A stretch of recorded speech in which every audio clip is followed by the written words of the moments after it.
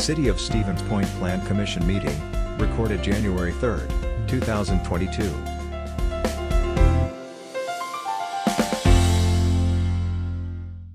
Okay, it is 6 p.m.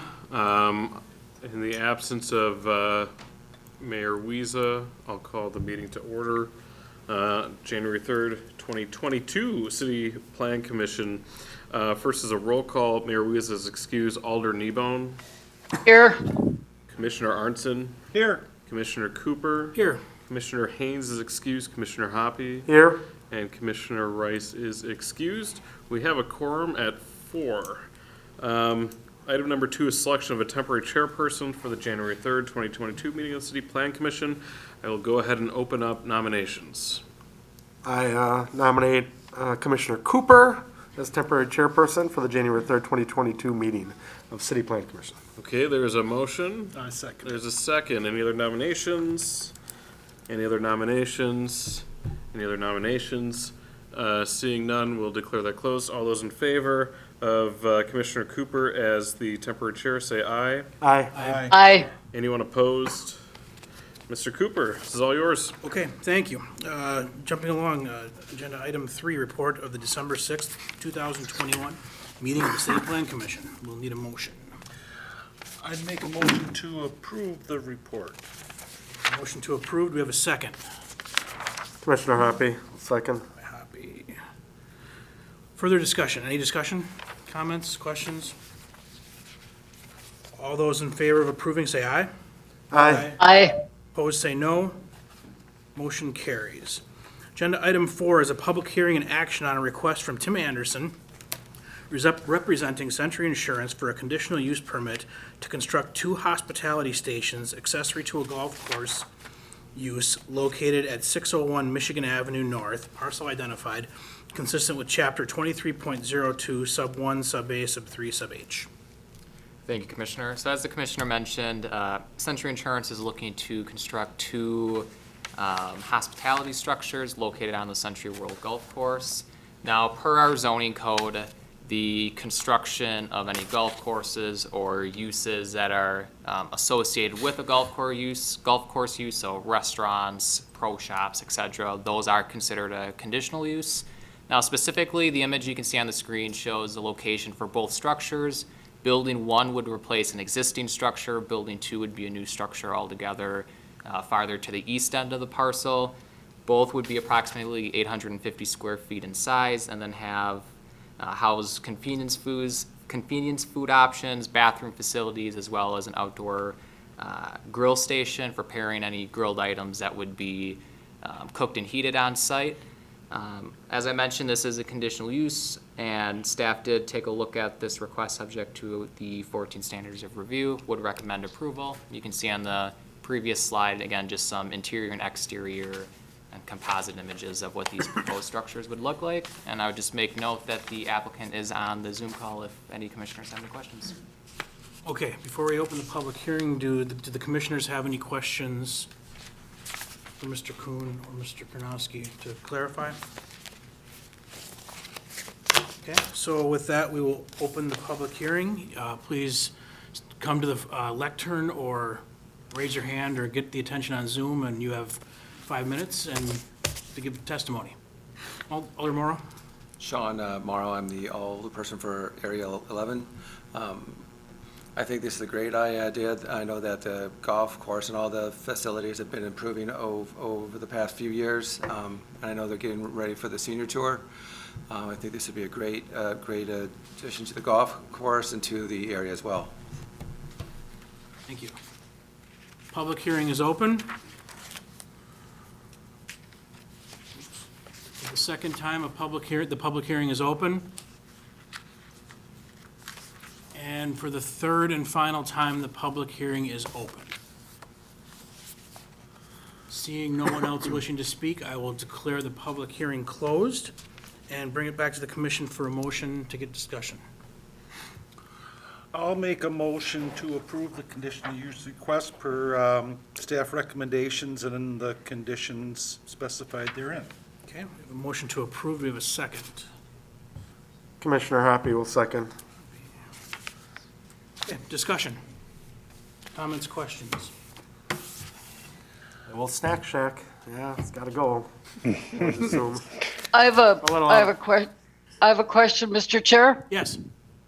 How will the waste be taken from these? Will these be sewered or septic tanked? I couldn't quite find it in the plans. Will that tap into city water and city sewer? There's private sewer laterals that are on site that'll service Okay. for both buildings. Great, thank you. Further questions or comments? Okay. So with that, we have a motion to approve on the floor. All those in favor of approving, say aye. Aye. I, Opposed, say no. Motion carries. Agenda item 5, public hearing and action on a request from the City of Stevens Point to amend Chapter 23 zoning ordinance of the revised municipal code of the City of Stevens Point. Said request amends Chapter 23.02 Sub 4 Sub E relating to the wellhead protection overlay districts of the City of Stevens Point. So before you tonight is what is essentially 3 years of work with the County Planning and Zoning Commission, along with the city's Sewer and Water Commission as well, where we have been looking at ways to enhance our wellhead protection zoning rules and regulations. This also includes adding an additional zone, which I believe is Zone A, which is the areas immediately around our municipal wells. Zones B and C are adjusted to be more aligned with the groundwater flow and groundwater protection areas that are important for the city's municipal wellheads. This reflects very similar to what the county's recently adopted wellhead protection ordinances. There are some changes within this, and we have that ability because it is within our own zoning code. I know Director Lemke is on the phone and can talk a little bit more about the wellhead protection component of this. But this is, as I mentioned earlier, kind of this long-term project that has kind of gone through the political screening and everything else that comes along with wellhead protection and property rights and everything else that comes along with that. So, Director Lemke, I would turn it over to you to kind of give an overview of what's being discussed tonight in front of the Planning Commission. Sure, thanks. And just to back up, we may have changed some terminology a little bit, so nothing's unclear there. The zone we're adding in this iteration of the ordinance is Zone C, the biggest zone. We didn't have a Zone C in past. So some of the biggest changes you'll notice on the map, which is page 51 of your packets, the red zone, which is Zone A, they were previously round around the wells. And these have been changed to represent that same round area, but also to include the entire parcel that touched that round area, if you can kind of understand what I'm getting there. Because if you have a circle around a well that is a management area, then part of a parcel might be in, part of a parcel might be out.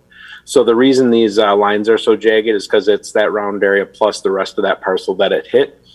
And then adding the green area to our ordinance. It did exist in county ordinance before, but it wasn't in city ordinance. Other than that, a lot of the management strategies are the exact same. There are a few things moved here and there and a few definitions changed between ours and the counties. Nothing nothing with a ton of body to it. But there are a number of small things. One of the things is the definition of what a CAFO is, animal confined feeding area, and that is 3 animals per acre. That definition in ours is slightly different than in the counties. Things like that. And there are a few things that are in different conditional use categories, so that if they were to be approved, we can always kind of engineer away any concerns if there are any. So, I guess the easiest thing might be just to say, are there any questions or anything? And I can certainly field them from there. Okay, so commissioners, clarifying questions for Director Lemke or Director Kanowski?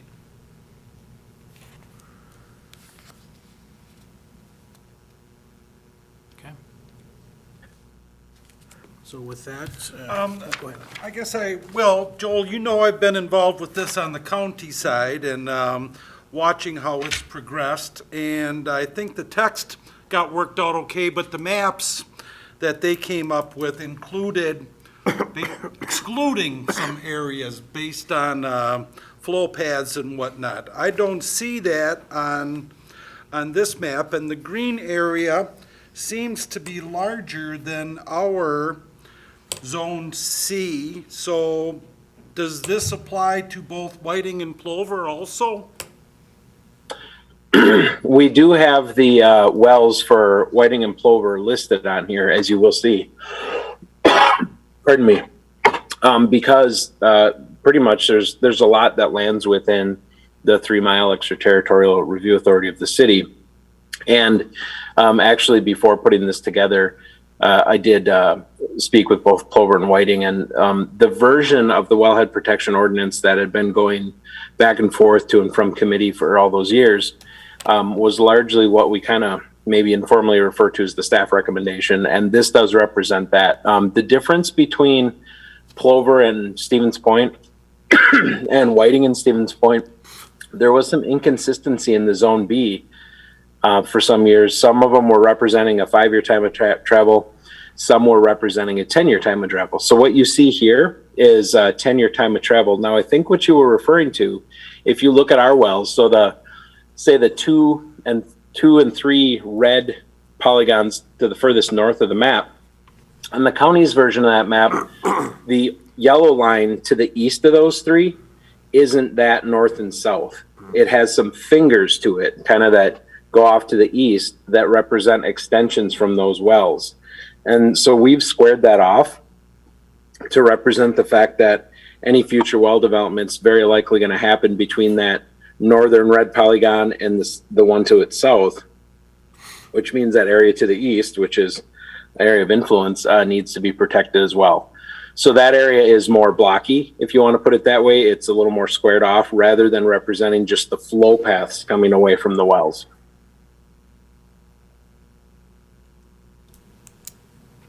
Good, thanks. Okay. You bet. Any other questions for Director Lemke? Okay. And with that, I will declare the public hearing open. If you have any comments, testimony to give, please either come forward to the lectern or get our attention on Zoom. The public hearing is open. For a second time, the public hearing is open. And for a third and final time, the public hearing is open. Seeing no one wishing to speak, I will declare the public hearing closed, and we'll bring it back to the commission for a motion. Are we voting on anything? Or just a public hearing? To amend, right? Correct. amend chapter 23. of the Yep, so this would be zoning a zoning code amendment, Oh, so it's- consistent with, anytime we have a zoning code amendment, there's a public hearing that comes along with it. And then you essentially make the recommendation for the zoning code amendment. All right, well, I'll make a recommendation to approve the amendment to the Groundwater Protection Overlay District. Okay, we have a motion to approve. Do we have a second? ordinance. Giving her a chance. Commissioner Hoppy will second. Okay. Trying to give Mary a chance. Okay, discussion. Comments, Actually, questions? I will take that opportunity now. I want to thank Director Lemke and Director Konoski for spending about an hour and a half with me on the phone this morning. I had some real issues with this because philosophically, in my mind, this does not go far enough. I think it's a really good start. I think a lot of, as I understand now, a lot of work has gone into this, a lot of careful thought. But it seems to me there just are some uses that perhaps shouldn't even be conditional. And then you come into the whole, how do you balance property rights of the individual with perhaps the good of the whole when it comes to protecting our resource? So I'd like to see more discussions in the future about this, but on the whole, I'm supportive. But again, philosophically, from a preservation perspective, I don't think it goes far enough in some respects. So thank you for your time. Thank you. Anything else? Otherwise, the motion on the floor is to approve with staff recommended conditions. So all those in favor of that motion, please say aye. Aye. I Opposed, say no. Motion carries. Agenda item 6 is a request from Shelley Handrick, representing Stratford Sign Company LLC, for a sign variance to construct a freestanding sign exceeding the total number of freestanding signs allowed on the property located at 3733 Stanley Street, parcel identified, consistent with Chapter 25.14. Thank you, Commissioner. As the commission may recall, over the last year, there's been numerous types of requests that's been brought before the commission, rezoning requests back in January, followed by a conditional use approval to ultimately construct a Hyundai sales and service center in March of last year. So as part of the plan development and subsequent meeting the conditions for that conditional use permit, the applicant has been working with their sign vendor, Stratford Sign Company, to work out a sign package that would best meet the needs of Hyundai as they progress through the construction of their building. So the image on the screen shows the proposed freestanding sign, and the reason why a sign variance is being requested is because how our sign code is structured, one freestanding sign is allowed per street frontage on a property. Now, this property is unique in that it does abut 2 street frontages, so 2 freestanding signs could be allowed. The issue is the existing freestanding signs that are located on the property. So you can see on the next page, there's an existing, next slide rather, there's an existing Ford freestanding sign on the corner of Green Ave and Stanley Street, and also a Volkswagen sign a little bit to the south and east as well. So you can also see where the proposed freestanding sign would be located. One thing I would note is that it does meet the minimum 200-foot separation requirement as outlined in our sign code. So ultimately, staff does conclude that the variance standards are met with this request. We reviewed the possibility of having the freestanding sign off of Green Avenue, meeting code requirements, or having a consolidated sign, and would feel that the variance would be the best route forward and would recommend approval. Okay? So with that, we will need a motion to bring discussion to the floor. Mr. Chair, I'll move to approve subject to staff recommendations. Okay, thank you. We have a motion to approve. Do we have a second? I'll second. Okay. Comments from the audience first, in person or on Zoom?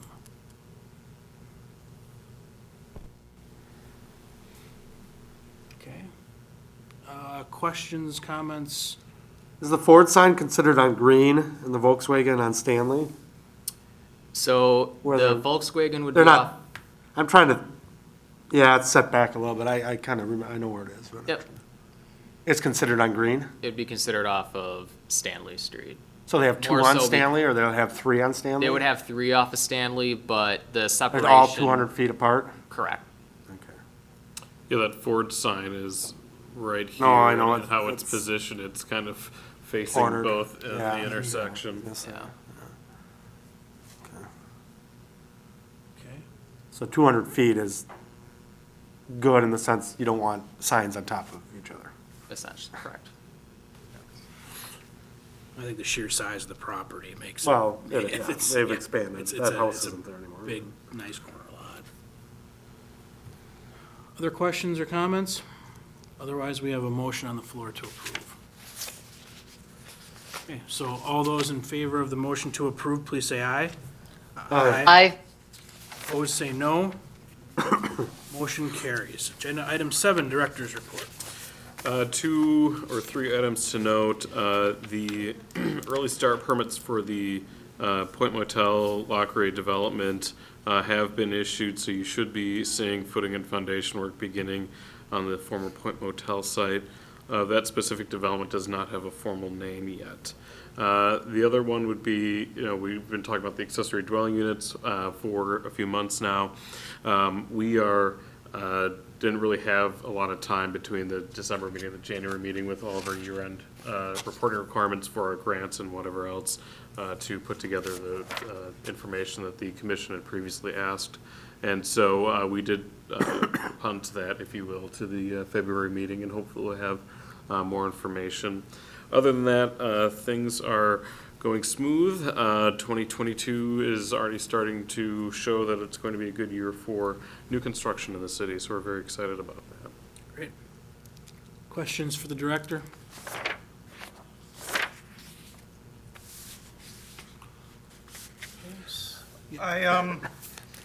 The Forest Creek subdivision and working on a boundary agreement with the town of Hull. I'm encouraged to see that. Is there any information you can provide, or is that something else? I can tell you that we are meeting fairly regularly with the town of Hull. We are not in a place quite yet to go public with any information that we'd have as part of a boundary agreement. But as we progress forward through that, I'm hopeful that by the end of the first quarter of '22, we'll have something in front of this body. But we'll see. All right, and since we're on there, we approved a conceptual plan for that development, correct? Correct. Well, We approved a final plat for Forest Creek, that subdivision. all right. But there were some, as part of the discussion, that the town had more or less asked to come to the table for the boundary agreement discussion.